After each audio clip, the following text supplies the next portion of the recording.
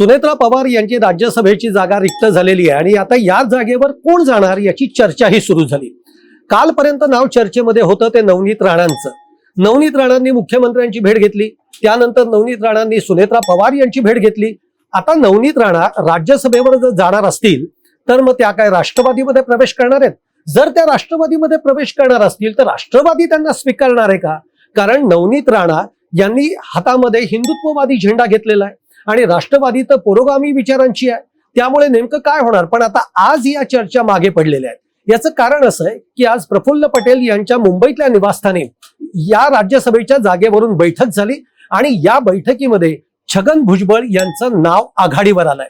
आता खरं तर छगन भुजबळ यांना दिल्लीमध्ये जायचं नाहीये हे त्यांनी यापूर्वीच सांगितलंय, पण शेवटी पक्षाचा आदेशच असेल तर त्यांना जावंच लागेल।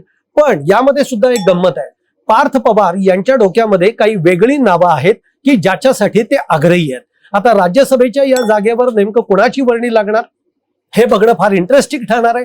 बघूया काय होतंय ते।